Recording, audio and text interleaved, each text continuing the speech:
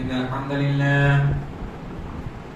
الحمد لله نحمده ونستعينه ونستغفره ونؤمن به ونتوكل عليه ونعوذ بالله من شرور أنفسنا ومن سيئات أعمالنا من يهده الله فلا مضل له ومن يضلله فلا هادي له وأشهد أن لا إله إلا الله وحده لا شريك له وأشهد أن محمدا عبده ورسوله فقد قال الله تبارك وتعالى في القرآن المجيد والفرقان الحميد أعوذ بالله من الشيطان الرجيم بسم الله الرحمن الرحيم يا أيها الذين آمنوا اتقوا الله حق تقاته ولا تموتن إلا وأنتم مسلمون يا أيها الناس اتقوا ربكم الذي خلقكم من نفس واحدة وخلق منها زوجها وبث منهما رجالا كثيرا ونساء واتقوا الله الذي تساءلون به والأرحام إن الله كان عليكم رقيبا يا أيها الذين آمنوا اتقوا الله وقولوا قولا سديدا يصلح لكم أعمالكم ويغفر لكم ذنوبكم ومن يطع الله ورسوله فقد فاز فوزا عظيما أما بعد فإن خير الحديث كتاب الله وخير الهدي هدي محمد صلى الله عليه وسلم وشر الأمور محدثاتها وكل محدثة بدعة وكل بدعة ضلالة وكل ضلالة في النار فقد قال الله تبارك وتعالى في القرآن المجيد والفرقان الحميد. أعوذ بالله من الشيطان الرجيم. بسم الله الرحمن الرحيم. إن الله يأمركم أن تؤدوا الأمانات إلى أهلها. وقال النبي صلى الله عليه وسلم: 4 إذا كان فيك فلا عليك ما فاتك من الدنيا: حفظ أمانة، وصدق حديث، وحسن خليقة، وعفة في طعم. معزز و مکرم حاضرین جمعہ، تمام قسم کی تعریف و توصیف، بڑائی، بزرگی اس اللہ وحدہ لا شریک کے لیے لائق و سزاوار ہے، جس نے ہمیں اور پوری کائنات کو پیدا کیا. اس کے بعد بے شمار درود و سلام نازل ہو تمام انبیاء کرام پر، بالخصوص ہمارے آخری نبی تاجدار مدینہ سرور کونین احمد مجتبی محمد مصطفیٰ صلی اللہ علیہ وسلم پر، جن کے ذریعے سے یہ دین ہم تک پہنچا. اللهم صل على محمد وعلى آل محمد كما صليت على إبراهيم وعلى آل إبراهيم إنك حميد مجيد. اللهم بارك على محمد وعلى آل محمد كما باركت على إبراهيم وعلى آل إبراهيم إنك حميد مجيد. معزز حاضرین جمعہ، آج کے اس خطبہ جمعہ میں میں جس موضوع کو لے کر حاضر ہوا ہوں وہ موضوع ہے ان 4 چیزوں کی حفاظت کیجیے. دراصل یہ موضوع ایک حدیث سے ماخوذ ہے جس میں آپ صلی اللہ علیہ وسلم نے 4 بڑی چیزوں کی طرف اشارہ کیا ہے. صحیح ترغیب و ترہیب کی روایت ہے، آپ صلی اللہ علیہ وسلم نے ارشاد فرمایا: 4 اذا كان فيك، کہ اگر 4 چیزیں تمہارے اندر موجود ہو، 4 خصلتیں، 4 عادتیں تمہارے اندر موجود ہو، فلا عليك ما فاتك من الدنيا، تو دنیا کی کوئی نعمت تمہیں نہ ملے تو کوئی حرج کی بات نہیں ہے. یعنی تمہارے اندر اگر 4 چیزیں موجود ہیں، 4 صفات، 4 خصلت، 4 عادتیں اگر تمہارے اندر موجود ہے تو گویا کہ تم صحیح راستے پر ہو. وہ 4 چیزیں کیا ہے؟ سب سے پہلی چیز حفظ امانت، امانت کی حفاظت کرنا. دوسری چیز وصدق حدیث، سچی بات کرنا، سچی گفتگو کرنا. تیسری چیز وحسن خلقت، انسان کا اچھے اخلاق کا مالک ہونا، انسان کا کیریکٹر اچھا ہونا. اور چوتھی چیز وعفت فی طعم، اس کی روزی روٹی کا پاک ہونا. یعنی کسی انسان کے اندر یہ 4 چیزیں پائی جائے، یہ 4 عادتیں پائی جائے، وہ امانت کی بھی حفاظت کرتا ہو، سچی بات کرتا ہو، اسی طرح سے اچھے اخلاق والا ہو اور حلال روزی کماتا ہو، پاکیزہ روزی کماتا ہو، تو گویا کہ دنیا میں کسی چیز کے نہ ملنے پر ایسے شخص کو افسوس نہیں ہونا چاہیے. یہ حدیث کافی معنی خیز حدیث ہے. ہم انشاءاللہ 4 لوگوں کو، 4 صفات کے حاملین کو ایک ایک کر کے جاننے کی کوشش کریں گے. تو سب سے پہلا شخص جس کو آپ صلی اللہ علیہ وسلم نے بیان کیا کہ حفظ امانہ، یہ مطلب امانت کی حفاظت کرنا. یہ امانت کی حفاظت کرنا، امانت کا لحاظ رکھنا، امانت کا پاس رکھنا، یہ ایک مومن بندے کی پہچان ہے، ایک مومن بندے کی عظیم الشان صفت ہے. اور اسلام میں کئی ایک مقامات پر امانت کی حفاظت کرنے کی ترغیب دلائی گئی ہے. اس پر ابھارا گیا ہے کہ تم امانت کی حفاظت کرو. اسی طرح سے امانت کو بعینہ اس کے اہل تک ادا کرنے کا مکلف بنایا گیا ہے. یعنی کسی شخص نے ہمارے پاس، کسی شخص نے کسی کے پاس امانت رکھا، اب جس شخص کے پاس امانت رکھا ہے اس کی یہ ذمہ داری بنتی ہے کہ بعینہ اسی طرح سے، جس طرح سے، جس صورت میں، جس شکل میں، جس حیت پر اس نے امانت لا کر تمہارے پاس رکھا ہے، تمہیں چاہیے کہ اسی شکل و صورت میں، اسی حیت پر امانت کو اس کے اہل تک لوٹا دو. اس کی طرف جس کی امانت ہے اس کو دے دو.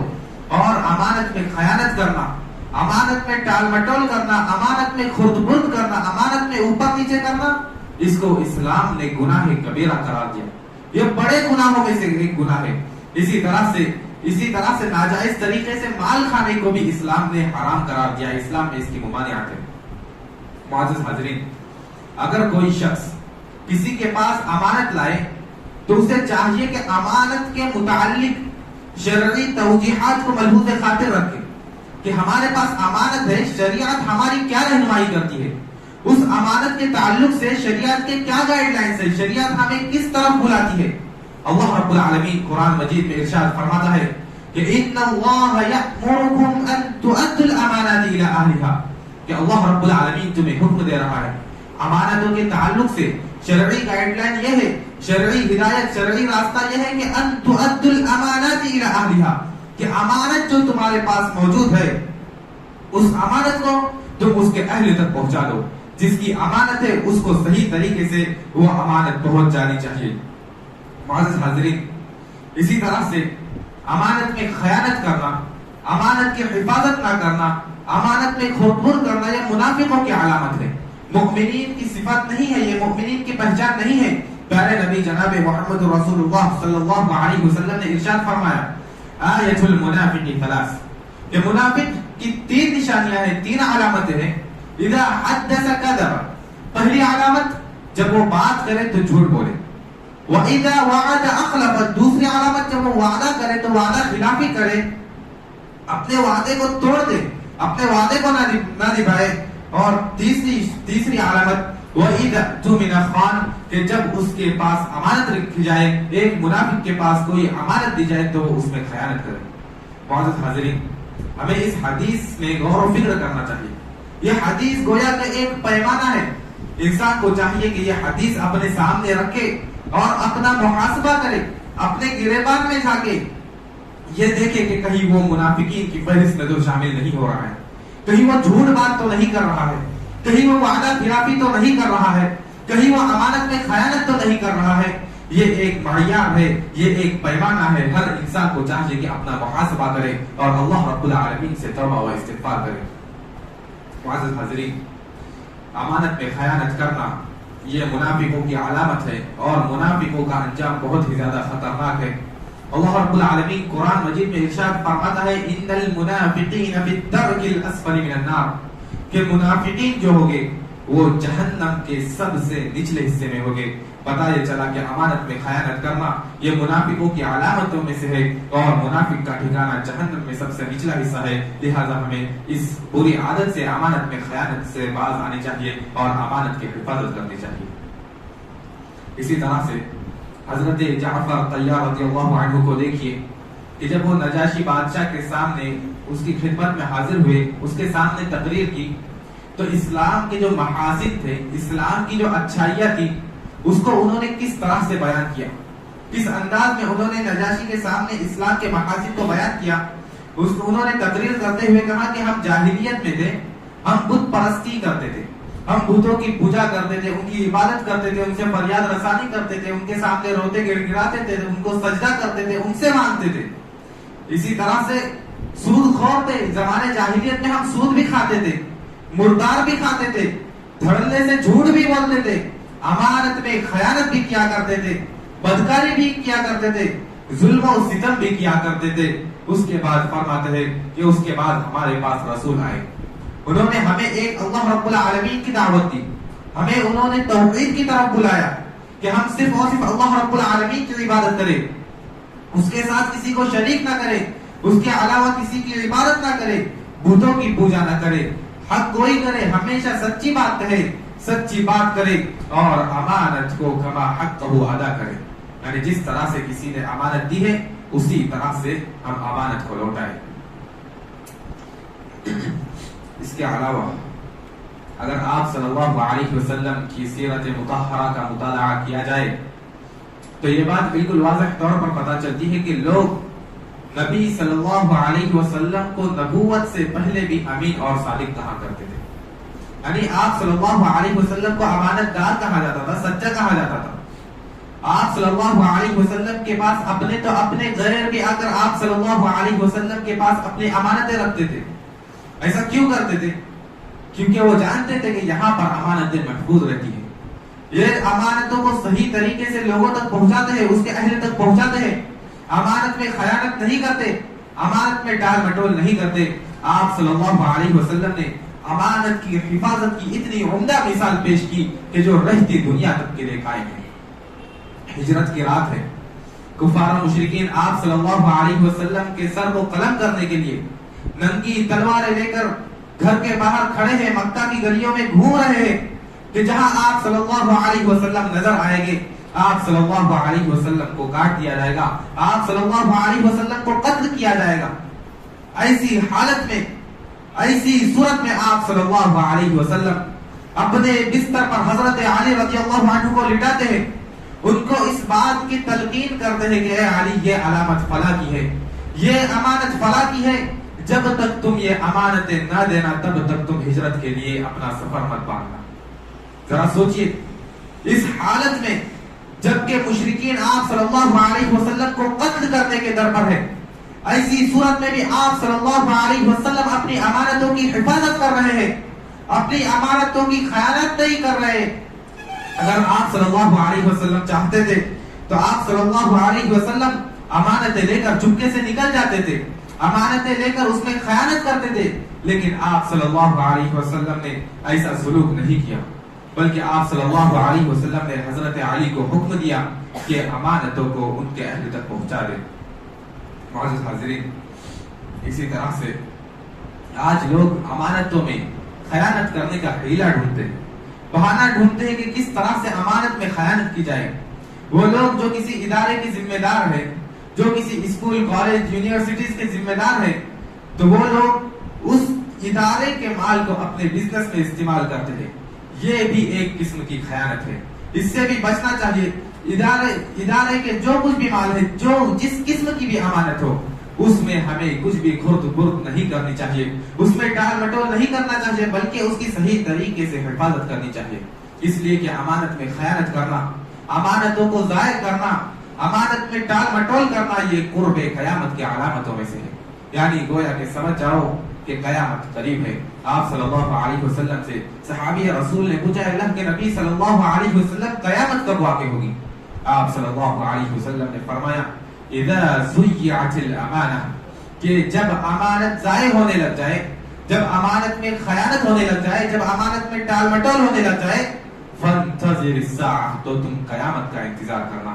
پتہ یہ چلا کہ امانتوں میں خیانت کرنا گویا کہ یہ قرب قیامت کی علامتوں میں سے ایک علامت ہے، ہمیں اس سے بچنا چاہیے۔ معزز حاضرین، اسی طرح سے یہ بات بھی ہمیں اپنے ذہن میں رکھنی چاہیے کہ ہم جو امانت میں خیانت کرتے ہیں، جو وہ شخص چوری کرتا ہے، گویا کہ یہ چیز حقوق العباد سے تعلق رکھتی ہے، یہ بندے کے حقوق سے تعلق رکھتی ہے، اور اگر انسان سے حقوق اللہ میں کوتاہی ہو جائے، اللہ رب العالمین کے حقوق میں کوتاہی ہو جائے، تو امید ہے کہ اللہ رب العالمین اس شخص کو معاف کر دے گا، اس شخص کی بخشش کر دے گا۔ لیکن اگر حقوق العباد میں کوتاہی کرتا ہے ایک انسان، تو جب تک جس بندے کا اس نے حق مارا ہے، جس بندے کی حق تلفی کی ہے، جس بندے کی امانت میں خیانت کی ہے، جب تک اس سے معافی نہیں مانگے گا، اللہ رب العالمین ایسے شخص کو معاف نہیں کرے گا۔ آپ صلی اللہ علیہ وسلم نے ایسے شخص کو جو خائن ہو، اسی طرح سے چور ہو، آخرت میں سب سے بڑا مفلس، سب سے بڑا کنگال، سب سے بڑا غریب بتایا ہے۔ کیسے؟ حدیث سے جاننے کی کوشش کرتے ہیں۔ آپ صلی اللہ علیہ وسلم نے صحابہ کرام سے پوچھا کہ اتدرون ما المفلس؟ آپ صلی اللہ علیہ وسلم نے صحابہ سے پوچھا کیا تم جانتے ہو کہ مفلس کون ہے؟ صحابہ کرام نے کہا اللہ کے رسول صلی اللہ علیہ وسلم، جس کے پاس دینار اور درہم نہیں ہے، جس کے پاس مال و دولت ہے، تو وہ مفلس ہے۔ آپ صلی اللہ علیہ وسلم نے فرمایا نہیں، فرمایا ان المفلس من امتی یأتی یوم القیامت بصلاۃ وصیام وزکات، فرمایا کہ میری امت کا مفلس وہ ہوگا، میری امت کا سب سے غریب، سب سے کنگال شخص وہ ہوگا جو قیامت کے دن نمازوں کے ساتھ، روزوں کے ساتھ، زکات کے ساتھ اٹھایا جائے گا۔ دنیا میں خوب نماز پڑھتا تھا، خوب روزے رکھتا تھا، خوب زکات و خیرات کرتا تھا، صدقات و خیرات کرتا تھا، وَيَأْتِي، اس کے بعد کیا ہوگا؟ وَيَأْتِي قَدْ شَتَمَ هَذَا وَقَذَفَ هَذَا وَأَكَلَ مَالَ هَذَا وَسَفَكَ دَمَ هَذَا وَضَرَبَ هَذَا، کچھ لوگ آئیں گے، کسی کو اس نے گالی دی ہوگی، کسی پر تہمت لگائی ہوگی، کسی کا مال کھایا ہوگا، کسی کا خون بہایا ہوگا، کسی کو مارا ہوگا، یہ تمام لوگ آ کر اپنے حقوق کا مطالبہ کریں گے۔ تو اللہ رب العالمین کیا کرے گا؟ اس کے جو نماز، زکات، روزے، جو اس کی نیکیاں تھی، اللہ رب العالمین ان نیکیوں کو ان بندوں کو دے دے گا جس پر انہوں نے ظلم کیا تھا، جس کے حقوق مارا تھا، اس کی نیکیاں اللہ رب العالمین اٹھا کر اس کو دے دے گا۔ اس کے بعد جب اس کی نیکیاں ختم ہو جائے گی تو اللہ رب العالمین جس کا حق مارا تھا اس کی گناہ اٹھا کر اس پر لاد دے گا، اس کے بعد ایسے شخص کو جہنم میں بھیج دیا جائے گا۔ ذرا سوچئے حقوق العباد کا معاملہ کتنا خطرناک ہے، کتنا سنگین معاملہ ہے کہ انسان اتنی نیکیاں کرنے کے باوجود وہ کچھ بھی نہیں کما پاتا۔ لہذا ضرورت اس بات کی ہے کہ ہم اس چیز کو سمجھے، حقوق العباد کے تئیں کوتاہی نہ برتے، بلکہ اس میں بالکل حساس طریقے سے اس کو لے اور اللہ رب العالمین کے حقوق کی بھی ادائیگی کرے۔ معزز حاضرین، اسی طرح سے نبی صلی اللہ علیہ وسلم بھی امانت کو اس کے حقدار تک، اس کے اہل تک پہنچانے کا حکم دیتے تھے۔ آپ صلی اللہ علیہ وسلم نے ارشاد فرمایا ادِ الامانۃ الی من ائتمنک، کہ جس نے تمہارے پاس امانت دی ہے تو اس کی امانت تم اس تک پہنچا دو، ولا تخن من خانک، اور جس نے تمہارے ساتھ خیانت کی ہو اس کے ساتھ بھی تم خیانت نہ کرو۔ ذرا دیکھیں اسلام کی تعلیمات پر غور کریں۔ آپ صلی اللہ علیہ وسلم نے فرمایا کہ جس نے تمہارے پاس امانت رکھی ہو تم اس کو اس کی امانت دے دو، ولا تخن من خانک، اور جس نے تمہارے ساتھ خیانت بھی کی ہو تو تم بھی اس کے ساتھ خیانت مت کرنا۔ یعنی اگر آپ نے کسی کے پاس اپنا مال رکھا تھا، اب اس شخص نے تمہارے مال میں، تمہاری امانت میں خیانت کر دی، اس کے بعد وہ شخص جس نے خیانت کی ہے جب وہ اپنا مال کچھ تمہارے پاس رکھے تو آپ صلی اللہ علیہ وسلم نے اس کی اجازت نہیں دی کہ تم اس میں خیانت کرو، بلکہ امانت کی حفاظت کرنا یہ سب سے پہلی ذمہ داری بنتی ہے۔ اسی طرح سے آپ صلی اللہ علیہ وسلم خیانت سے پناہ طلب کیا کرتے تھے۔ آپ صلی اللہ علیہ وسلم اللہ رب العالمین سے دعا کیا کرتے تھے۔ سنن نسائی کی روایت ہے، آپ صلی اللہ علیہ وسلم فرماتے ہیں اللہم انی اعوذ بک من الجوع فانہ بئس الضجیع، کہ اللہ میں تیری بھوک سے پناہ طلب کرتا ہوں اس لیے کہ یہ بہت بری ساتھی ہے، واعوذ بک من الخیانۃ فانھا بئست البطانہ، اور میں خیانت سے تیری پناہ طلب کرتا ہوں اس لیے کہ یہ بہت بری خصلت ہے، بہت بری عادت ہے۔ لہذا ہمیں بھی خیانت سے پناہ طلب کرنی چاہیے، امانتوں کی حفاظت کرنی چاہیے۔ خلاصہ کلام یہ ہے کہ ایک مومن بندہ اس کی یہ ذمہ داری بنتی ہے کہ جب اس کے پاس کوئی شخص امانت رکھے تو اس کی مکمل طریقے سے حفاظت کرے، کما حقہ بعینہ، اسی شکل میں جس شکل میں کسی نے امانت دی ہو اسی شکل میں امانت کو لوٹائے، اور خیانت کرنا جو ہے یہ گناہ کبیرہ میں سے ہے، اللہ رب العالمین کے یہاں اس کی پکڑ ہوگی، یہ منافقوں کی علامتوں میں سے ہے۔ اسی طرح سے آپ صلی اللہ علیہ وسلم نے امانت کو ایمان کا ایک حصہ قرار دیا۔ مسند احمد کی روایت ہے، آپ صلی اللہ علیہ وسلم نے ارشاد فرمایا لا یجتمع الایمان والکفر فی قلب امرئ، کہ کسی آدمی کے دل میں ایمان اور کفر بیک وقت جمع نہیں ہو سکتا، کہ ایک آدمی ایک ہی وقت میں مؤمن بھی ہو کافر بھی ہو، ایسا نہیں ہو سکتا۔ اسی طرح سے ولا یجتمع الصدق والکذب، اور سچائی اور جھوٹ، سچی بات اور جھوٹ بات یہ دونوں ایک ساتھ نہیں جمع ہو سکتی۔ ولا تجتمع الخیانۃ والامانہ، اور ایک مومن کے دل میں کبھی بھی امانت اور خیانت دونوں چیزیں ایک ساتھ کبھی بھی جمع نہیں ہو سکتی۔ لہذا ہمیں چاہیے، ضرورت اس بات کی ہے کہ ہم امانتوں کی حفاظت کریں، ہمارے پاس جو امانتیں رکھی جائے اس کا ہم خیال کریں، اس کو اس کے حقدار تک ضرور پہنچائے۔ آخر میں اللہ رب العالمین سے دعا ہے کہ الہ العالمین تو ہم تمام مسلمانوں کو امانتوں کی حفاظت کرنے کی توفیق عطا فرما، امانتوں کو کما حق ہو اس کے اہل تک پہنچانے کی توفیق عطا فرما۔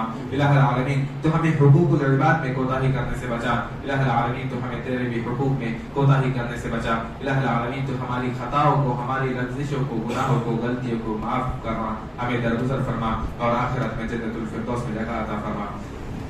آمین وآخر دعوانا الحمد للہ رب العالمین۔